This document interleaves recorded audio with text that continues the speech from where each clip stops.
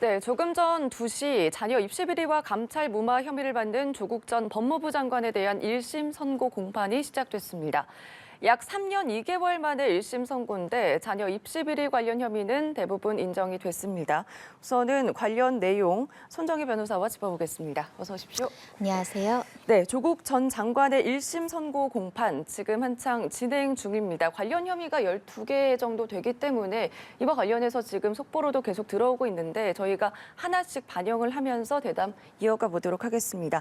검찰은 징역 5년을 구형을 했습니다. 지금 내용 한번 정리를 해주실까요? 네, 혐의의 이제 주요 부분은 입시 비리와 관련된 겁니다. 일단 네. 딸에 대한 입시 비리가 있고요. 아들에 대한 입시 비리가 있습니다. 딸에 대한 부분은 정경심 교수 사건에서 이미 확정 판결로서 징역 4년이 나온 상황이기 때문에 유죄 가능성이 굉장히 높은 사안이었다 말씀드릴 수 있고요. 네. 아들에 대한 입시 비리 부분도 있었는데 지금 선고 나오고 있지만 대부분의 입시 비리를 유죄로 인정하는 상황입니다. 그리고 다음으로는 감찰을 직권남용해서 네. 무마시켰다라는 혐의를 받고 있는 상황이고요. 뇌물수수 그리고 공직자윤리법과 관련한 구체적으로 12개의 형을 이제 혐의를 받고 있었고요. 검찰에서는 징역 5년을 구형한 상황입니다. 네, 지금 관련 혐의가 대법원이 지금 이미 정경심 전 교수에게는 딸의 입시 비리와 관련해서는 유죄 판결을 내렸습니다. 징역 4년의 선고를 내렸는데 지금 아들과 관련해서도 혐의가 대부분 인정이 됐기 때문에 유죄 판결로 났다 이렇게 볼 수가 있는 거예요? 그럴 수밖에 없는 것이 네. 확정 판결에 대한 증명력이라는 게 있습니다. 그러니까 다른 사건에서 판결이 난 부분을 어떻게 신빙성 있게 인정할 것이냐인데 우리 법원은 유력한 증거가 된다. 특별한 사정 변경이나 반증이 없는 한 동종 사건 비슷한 사실관계의 판결문을 그대로 인정하는 경우가 있는 것인데요. 그렇기 때문에 정경심 교수가 딸 비리와 관련해서 유죄를 받았다고 한다면 공모관계로 적시됐던 조 전 장관 역시 네. 유죄로 인정될 가능성이 있는 것이고 지금 판결에서 일부 확인되는 사실은 이 자기소개서의 초안을 조 전 장관이 썼다. 네. 그렇다고 하는 것은 이 허위 스펙을 인지하고 그것을 또 소개서에 쓰면서 본인이 이것이 허위라는 것을 알면서도 이렇게 입시에 부정하게 사용할 목적으로 초안을 작성한 가담 행위가 구체적으로 인정된 것이기 때문에 업무방해죄, 사문서 위조죄 모두 유죄로 인정되고 있는 상황입니다. 네, 일각에서는 지금 공모 여부가 얼마나 인정이 될지가 이제 관심 여부였는데 그럼 공모를 했다 이게 어느 정도 크게 인정이 됐다 이렇게 볼 수가 있는 입시 거예요? 비리 대부분은 조 전 장관과 정경심 전 교수가 공모했다라고 봐야 되는 것이고요. 네. 그래서 모두 유죄가 나왔습니다. 정경심 교수 사건을 떠올려 보시면 여러 가지 이제 스펙과 관련해서 이제 허위 공문서 작성이라든가 사문서 작성이라든가 인턴 증명서를 위조했다라는 여러 가지 혐의가 있었는데요. 네. 그 사건에서 7개 스펙 모두 다 허위다라는 것이 확정이 됐습니다. 네. 그렇다는 것은 조 전 장관도 이것이 허위 스펙이라는 걸 알고 있었던 지위라는 것이고요. 다만 일부 범죄 혐의와 관련해서는 정경심 교수가 주도적인 역할을 했다라고 이제 평가할 수 있을지언정 범죄의 고의와 그것을 인식하고 행동했다라는 것은 재판부에서도 유죄로 인정했다라는 점을 말씀드릴 수 있고요. 네. 아들과 관련된 것은 이번에 정경심 교수 또 마찬가지로 1심 선고가 나오는 겁니다. 두 가지인데요. 최강욱 지금은 의원이지만 그 당시에 법무법인을 운영을 하면서 허위 인턴 확인서를 작성해줬다는 혐의가 이미 판결로서 2심에서도 유죄가 나온 상황입니다. 네. 최강욱 의원이 집행유예긴 하지만 의원직 상실형을 받고 허위로 인턴을 제대로 하지 않았음에도 불구하고 했다라는 것이고 그 인턴 확인서를 가지고 여러 학교, 대학원이라든가 뭐 로스쿨 지원할 때 썼던 이 부분도 모두 허위 인턴으로 네. 부정하게 입시 비리를 시도했다라는 부분이기 때문에 이건 역시 이제 유죄로 평가할 수 있는 것이고요.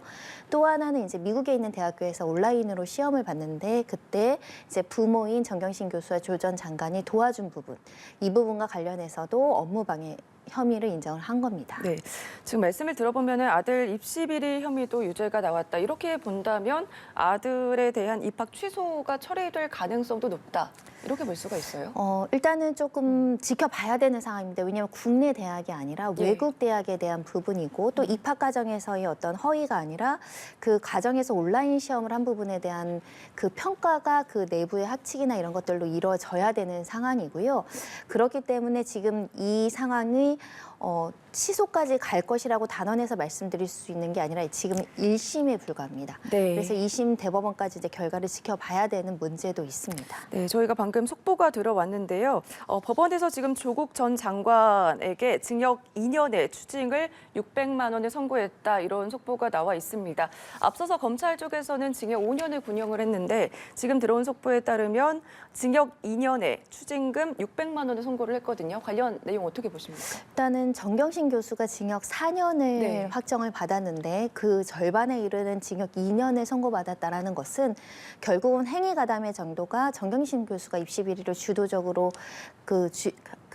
이행을 하고 조 전 장관은 가담한 정도에 불과하다는 점을 조금 선처받은 게 아닐까라는 생각이 들고요. 네. 조 전 장관 입장에서는 여러 가지 혐의 중에 또 일부 무죄가 나온 부분이 있습니다. 바로 뇌물수수와 관련된 부분인데요. 네. 일부 무죄가 나온 점도 반영한 양형으로 보입니다.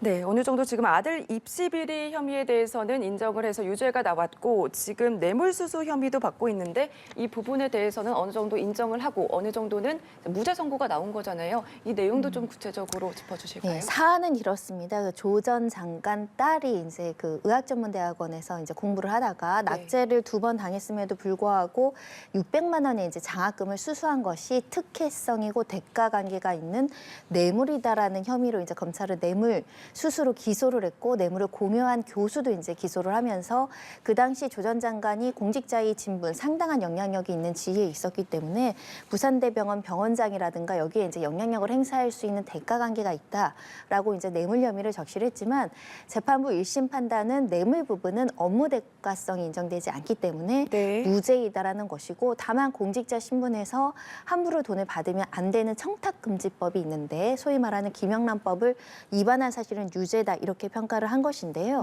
600만 원 자체는 딸에게 줬지만 결과적으로는 그 딸의 그 학비를 내야 되는 부모한테 결과적으로 기속하는 돈이기 때문에 청탁금지법은 유죄로 볼 수 있지만 뇌물죄라는 건 이 공직자와 이 교수 간에 실질적으로 내가 돈을 주면 어떤 특혜라든가 업무 관련해서 나한테 도움이 되는 그 대가 관계가 인정이 돼야 되는데 네. 단순히 고위직이었다라는 신분만으로 또 인사에 어떤 실질적인 영향력을 행사했다는 정황이 없이 유죄로 보기 어렵다라는 취지로 해석이 됩니다. 네. 지금 또 다른 갈래가 청와대 감찰 무마 혐의거든요. 민정수석 시절에 유재수 전 부산경제부 시장의 감찰을 무마를 했다 이 내용인데 이 내용에 대해서도 다시 한번 좀 설명을 해주시고요. 직권남용과 관련한 혐의는 어떻게 나왔는지도 말씀해 주시죠. 직권남용 권리행사 방해죄로 이제 검찰이 기소한 부분에 있어서는 네. 유죄가 인정이 됐습니다. 결론만 먼저 말씀드리는 것인데요.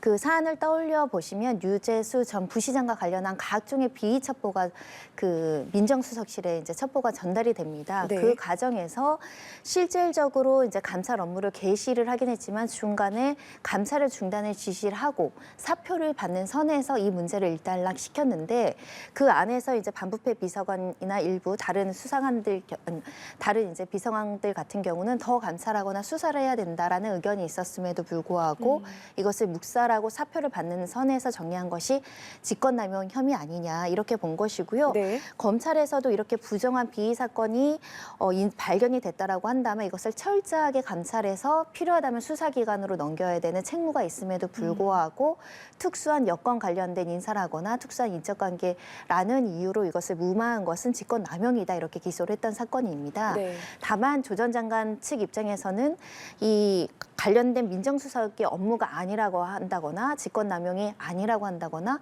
또 이렇게 사표를 정리하는 것은 감찰을 종결할 수 있는 재량권 범위 내에서 합법적으로 활동을 한 것이다. 이런 취지로 이제 무죄 취지의 변론이 있었는데요. 일 1심 선고는 그렇지 않고 이렇게 감찰을 무마하는 것은 그 직권을 남용해서 이 어떤 부정부패 비리를 척결해야 되는 이 위치에 있는 업무를 소홀히 한 것이다. 이렇게 판단을 했던 것이고요. 네. 강력한 유죄의 증거로 사용됐던 것으로 추정되는 발언은 그 박형철 전 반부패 비서관이 그 당시에 조 전 장관이 감찰 중단을 지시를 했다. 라는 부분들이 이제 다수의 증언들이 있었기 때문에 이 감찰 중단 지시는 좀 부적정하거나 위법하고 심지어 직권남용에 해당한다라는 것이 법원의 판단입니다. 네, 그러니까 직권남용도 어느 정도 인정이 됐다 이렇게 볼 수가 유죄의 있는 판단이 거겠네요. 나온 겁니다. 네, 알겠습니다. 조금 전에 저희가 속보가 또 들어와서요. 이 내용도 좀 짚어보겠습니다. 자녀 입시 비리 감찰 무마는 주요 부분 유죄로 인정이 났습니다. 거기에 대해서 지금 정경심 전 동양대 교수는 아들 입시 비리와 관련해서 1심에서 유죄가 나왔고요. 징역 1년이 추가가 됐거든요. 이건 어떤 내용이에요? 네, 그 아들에 대한 입시 비리 부분은 정경심 교수가 기소될 때 빠져 있었고 추가 조사를 과정을 겪으면서 병합되지 않고 별개의 지금 재판 절차로 저 전 장관과 같이 재판을 받았던 사안이고요. 아들에 대한 입시 비리 2가지 혐의가 유죄로 인정됨으로 인해서 추가적으로 징역 1년을 선고받은 것이고, 그럼 앞서서 대법원에서 4년 실형이 확정된 형과 더불어 1년의 실형을 더 복역해야 될 상황입니다. 물론 뭐 항소심이나 대법원이 남아 있어서 결론이 바뀔 가능성도 있지만 일단은 형량이 더 늘어났다 이렇게 보셔야 될 것 같고요.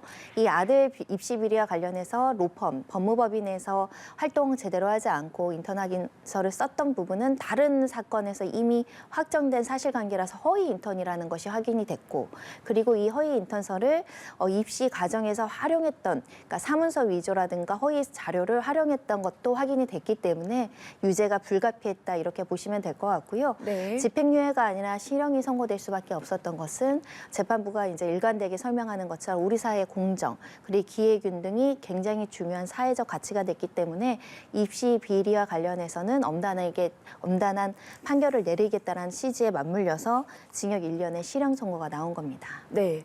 조 전 장관은 잠시 후 이제 퇴장하는 모습을 저희가 볼 수 있을 것 같은데요. 기소 당시부터 혐의를 좀 부인해 왔습니다. 앞서서 이제 재판장에 들어가는 모습을 봤을 때 아무런 얘기를 하지 않고 들어갔었거든요. 지금 입장은 어떻습니까? 일단은 최후 변론에서 이런 취지의 진술을 했습니다. 네. 자신과 자식에게 이렇게 느슨한 기준을 만들어서 적용하는 바람에 많은 사람들에 대한 기대를 저버린 점에 대해서는 반성한다라고는 했지만 사실은 계속해서 이제 주요 범죄 혐의는 전부 무죄 주장을 했던 상황이고요. 특히 압도적인 검찰관 앞에서 무력감을 느꼈다. 그리고 멸문지와의 고통을 겪었고 그간의 기간, 3년이 넘는 기간 동안 고통스러운 지옥과 같은 생활을 했다라고 이제 주장을 해왔습니다. 아마 이 판결이 나오면서도 비슷한 심정이었던 감정을 토로할 가능성도 굉장히 높은 상황이고요. 다만 법원에서는 실형을 선고하면서 법정 구속은 하지 않은 상황입니다. 그러니까 바로 네. 즉시 구속을 면했다 이렇게 보셔야 될 것 같은데요. 일단은 아내가 구속되어 있는 상황이기 때문에 그 가족마저 이제 구속하는 것에 대한 부담감을 느꼈을 가능성이 있고요. 또 이제 가담 정도가 상대적으로 조 전 장관이 더 약했다라고 평가하는 마당이기 때문에 2심, 3심에 대한 이제 방어권 보장 차원에서 이제 법정 구속은 하지 않은 것으로 보이는데, 그래서 앞으로 이제 불구속 상태에서 항소심을 준비하면서 이 부분에 대해서 수사가 지나치게 과잉적이었고 억울하다는 취지가 계속적으로 입장 표명이 될 것으로 보입니다. 네, 이른바 조국 사태 2019년부터 사회 주요 이슈 중 하나로 꼽혔습니다. 3년 2개월 만에 이제 선고가 나온 상황이잖아요. 왜 이렇게 오래 걸렸는지 그 이유도 궁금하거든요. 일단은 감찰 무마 사건이 이제 추후에 이제 떠오르면서 이 수사를 진행하고 이 수사를 같이 기소하기 위해서 좀 병합하면서 절차가 좀 지연된 측면이 있었고요. 네. 두 번째로는 코로나 기간을 거치면서 좀 휴전 기간이 좀 길었고 정경심 교수의 여러 가지 질환 문제라든가 네. 형 집행정지 문제가 있었기 때문에 재판이 좀 원활하게 진행되지 않는 부분이 있지만, 근본적으로 모든 범죄를 무죄를 주장하게 되면 다퉈야 될 쟁점이 많고요. 나와야 될 증인이 많아짐으로 인해서 재판이 상당 기간 오래 걸렸다. 특히 조 전 장관은 구속된 상태가 아니라 불구속 상태로 이제 재판을 받았기 때문에 네. 이렇게 구속 사건의 이제 기한 제한의 어떤 부담이 조금 덜었던 사건의 어떤 특성도 이 재판 기간이 길게 됐다라는 점을 말씀드릴 수 있습니다. 네, 이 사건을 둘러싸고 이제 사회 갈등도 굉장히 많았습니다. 이 재판을 앞두고도 이제 보수, 진보 진영들이 맞불 집회를 놓는 모습도 저희가 볼 수가 있었는데, 이게 왜 이렇게 지금 갈등이 아직도 이어지고 있는 이유에 대해서도 말씀을 해주시죠. 사실은 이건 이념의 문제는 아니었지만 우리 사회에서 입시 비리 문제가 워낙 네. 뜨거운 쟁점이고 특히 젊은 층 사이에서 이렇게 부모의 어떤 스펙과 부모의 인맥으로 각종의 어떤 인턴 증명서나 확인서를 기초로 입시에 이렇게 유리하게 작용할 수 있는 사회적인 구조적인 문제에 굉장히 분노했던 사건입니다. 네. 다만 이 입시 비리에 대해서는 반성해야 되고 범죄인은 맞지만 또 특정한 정치적인 목적으로 과잉된 수사가 진행된 것은 아니었느냐. 그리고 수사의 어떤 불공평성이라든가 또 어떤 편의적인 수사 아니었는가라는 정치적인 쟁점이 물리면서 지리한 정치적인 공방뿐만 아니라 또 젊은 층 사이에서 기회 공정에 대한 요청이 굉장히 높았던 사건이고요. 네. 사실은 이 사건 전에 가시면 이제 정유라 사건에 대한 입시 비리 네. 문제도 있었죠. 떠올려 보시면 그때도 기회 균등의 문제가 있었고 그것을 질타했던 민주당 측 인사가 공정하고 굉장히 법치주의적인 이미지를 갖고 있었지만 실상은 또 이런 적나라한 비리나 여러 가지 본인들 가족에게는 느슨한 잣대로서 활동을 해온 것에 대한 많은 실망감도 네. 있었던 사건이어서 우리 사회가 사실은 좀 모순적이거나 특히 입시에 있어서 너무나 지나치게 경쟁이 있고 지금도 이루어지는 입시 비리에 대해서 많은 국민들이 단죄해야 된다라는 의미로 굉장히 강력한 처벌을 구하는 것이고요. 일단 재판이 뭐 확정된 사실관계라고 말하기는 아직은 이를 수 있겠지만 네. 일부 혐의는 조 전 장관 가족들이 유죄로 모두 나오고 있는 상황이기 때문에 일단은 정치적인 공방을 넘어서서 입시 비리는 조금 엄단하는 사회적인 분위기가 형성이 돼야 되지 않을까 생각이 듭니다. 네, 2019년부터 이 사건이 이제 나오고 나서 굉장히 뜨거운 이슈였기 때문에 많은 분들도 관심을 가졌을 것 같습니다. 지금 저희가 좀 다시 한번 좀 정리를 해보면 앞서서 검찰은 징역 5년을 구형을 했는데 지금 1심 선고 결과 징역 2년이 나왔습니다. 12개의 혐의면 굉장히 또 많은 거잖아요. 세 가지로 좀 나눠서 말을 할 수가 있을 것 같은데 그 12개 혐의에 대해서 다시 한번 좀 정리를 해주실까요? 네, 주요 혐의는 자녀들과 관련된 입시 비리 혐의였습니다. 네. 뭐 업무 방해라든가 위계에 의한 업무 방해 이런 부분 대부분 이제 유죄로 인정됐다, 사문서 위조도 인정됐다라고 보시면 될 것 같고요. 두 번째로는 이제 뇌물수수와 관련된 혐의였습니다. 그 교수가 장학금을 지급한 것이 조 전 장관의 어떤 사회적 지위나 어떤 영향력을 행사할 것을 기대해서 준 것이 아니었느냐, 불공정하게 장학금 업무를 집행했다라는 부분인데요. 네. 이 부분은 이제 무죄가 인정이 됐지만 다만 청탁금지법을 위반했기 때문에 일부 유죄가 나왔다라는 점. 그리고 세 번째로는 감찰 무마와 관련해서 이 측근들에 대한 비리를 첩보를 확인했음에도 불구하고 적정한 조치를 취하지 않고 감찰을 중단하고 사표를 받는 어떤 여러 가지 편의를 제공한 것은 이 민정수석 실에서 있어서는 안 되는 행동이기 때문에 이 부분은 네. 직권남용 권리행사 방해가 맞다라는 점이 유죄가 인정이 됐고 그만큼 이 감찰 업무라든가 비위를 척결해야 되는 감찰반의 업무, 민정수석실의 업무를 해태하거나 게을리해서는 안 되고 특히 내 편, 네 편을 가리면 안 된다라는 게 법원의 취지로 해석이 됩니다. 네. 입시비리 감찰 무마와 관련해서 징역 2년을 이제 선고를 받았는데 법정 구속을 면했거든요. 이 내용에 대해서도 이유 다시 한번 네, 짚어주실까요? 일반적으로 입시 비리와 관련된 것은 실형이 선고가 되고 법정 구속되는 경우가 훨씬 더 많다고 보셔야 될 것 네. 같습니다. 왜냐하면 입시 비리에 대한 사회적인 비난 가능성, 범죄의 중대성이 굉장히 높기 때문인데요. 하지만 법정 구속을 하지 않았다라는 점은 첫 번째로는 아까 말씀드린 것처럼 이 한 가족을 모조리 구속하는 것이 조금 더 인정상, 특히 이제 방어권이나 생계의 문제가 있을 수 있다는 우려들이 통상 있기 때문에 특히 아내가 구속되는 상황에서 조 전 장관은 구속시키는 것보다 조금 2심, 3심 판결이 확정돼서 이제 구속을 하겠다라는 취지로 해석을 하시면 될 것 같고요. 네. 또 법원에서는 이미 상당 기간 재판이 이루어지면서 증거 조사가 이루어져서 증거인멸 가능성이 낮다. 이 피고인의 방어권이나 무죄 추정의 원칙상 법정 구속은 하지 않겠다. 이렇게 판단을 내렸습니다. 네. 그 뇌물수수와 같은 경우에서 앞서서 이제 직권 남용에 대해서 혐의가 인정이 됐는데 저도 좀 찾아보니까 실제로 이와 관련돼서 무죄로 선고난 판결이 굉장히 많더라고요. 그 이유에 대해서는 직권 남용 혐의는 법리적으로 성립하기가 상당히 어렵기 때문이다. 그렇기 때문에 직권 남용 혐의는 인정이 안 될 수도 있다. 일각에서는 그런 얘기도 있었는데 이게 인정이 됐잖아요. 그 이유는 어떻게 생각해야 돼요? 일단 감찰 무마 사건의 직권남용이 굉장히 조금 유죄가 입증되기 좀 어려운 사건이었습니다. 네. 왜냐하면 우리가 통상적으로 민정수석실은 강제 수사권이었기 때문에 그 당시에 유재수 전 부시장이 심지어는 감찰에 이런 자료를 내라라고 하거나 입장을 표명해달라고 했을 때 응하지 않았거든요. 네. 그래서 감찰반들 주장은 이거였습니다. 우리가 강제 수사권이 없는 상황에서 더 이상 비리의 혐의가 있는지 없는지를 판단할 만한 근거가 없는 상황이었고 그렇기 때문에 감찰을 더 진행할 수가 없었는데 이것을 중단했다라고 해서 네, 잠시만요. 지금 조금 전 2시부터 자녀 입시 비리와 감찰 무마 혐의를 받는 조국 전 법무부 장관 지금 나왔는데요. 얘기 한번 들어보겠습니다. 1심 재판 선고를 통해서 뇌물, 공직자윤리법 위반, 증거인멸 등 8개, 9개 정도의 무죄 판결을 받았습니다.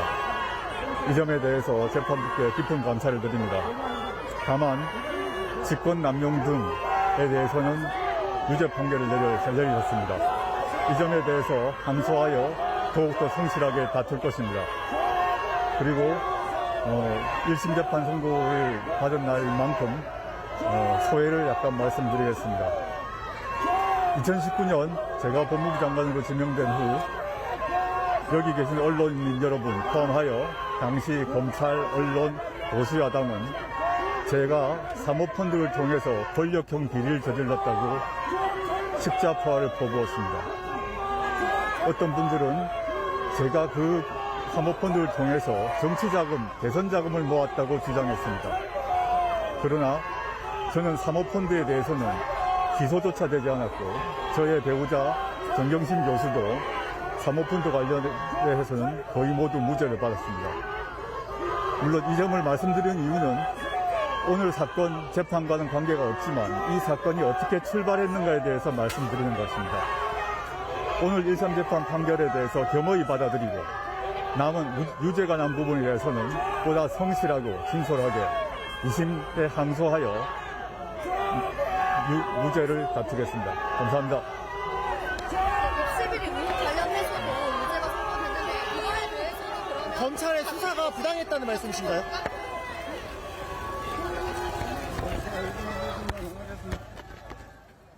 네, 조국 전 장관의 모습 함께 볼 수 있었습니다. 지금 9개 정도, 그러니까 12개 정도 혐의가 나왔었는데 9개 정도에 대해서는 유죄를 판결을 받았고 직권 남용도 포함이 되어 있었다. 이 부분에 대해서는 앞으로 감수해서 성실하게 임하겠다 이런 얘기를 했고요. 1심 소회와 관련해서 언급이 또 있었는데 사모펀드를 통해서 정치 자금을 모았다, 대선 자금을 모았다 이런 얘기가 있었는데 이와 관련해서는 기소가 되지 않았다는 거 그리고 정경심 전 동양대 교수도 무죄를 받았다 이 내용도 언급을 했습니다. 유죄가 나온 거에 대해서는 앞으로 항소를 하겠다 이런 얘기를 했는데 앞으로 2심에서는 어떻게 좀 예상을 해볼 수가 있을까요? 일단 불구속 상태에서 재판을 받으니까 상당히 이제 준비를 철저하게 해서 또다시 이제 법리적인 공방, 사실 공방을 오랜 기간 할 것으로 예상이 되는 상황이고요. 다만 1심 판결 중에 입시 비리라든가 관련된 부분은 이미 동종 사건에서 판단이 어느 정도 이루어졌기 때문에 다툼의 여지가 조금 적다 이렇게 말씀드릴 수 있고 다만 아까 말씀드린 직권남용과 관련한 네. 감찰권을 무마한 부분에 있어서는 공직자의 신분으로 위법 행위를 했다라는 평가이기 때문에 무죄를 받기 위해서 굉장히 노력할 가능성이 있다 이렇게 말씀드릴 수 있고요. 지금 이야기하는 것은 이 사건이 처음에 수사가 개시될 때는 모종의 거대한 권력 비리와 관련한 거대한 자본이 사모펀드로 투자돼서 그것이 정치 자금으로 쓰여진 거 아니냐 이런 의혹이 있었으나 기소부터 이제 사모펀드와 관련된 것은 개인 비리 혐의만 기소가 됐을 뿐 권력형 비리가 아님에도 불구하고 지나치게 이 권력형 비리가 드러났고 검찰에서 이 부분을 너무 강조했던 거 아니냐, 이 수사를 너무 무리하게 했다라는 점을 지적을 하는 것이고요. 네. 조 전 장관이 이 사모펀드와 관련해서 이제 유죄의 판단을 받은 것은 공직자윤리법상 재산 신고를 제대로 해야 됨에도 불구하고 허위로 했다. 이 부분은 또 일부 유죄가 나왔습니다. 네. 그래서 그런 부분은 개인 비리이지 여러 가지 거대한 어떤 정치권의 부정부패 비리가 아니다라는 걸 강조한 것 같습니다. 네. 지금 재판 선고부터 저와 같이 계속 얘기를 하면서 지금 나오는 모습까지 보셨잖아요. 어떻게 보셨는지도 궁금하거든요.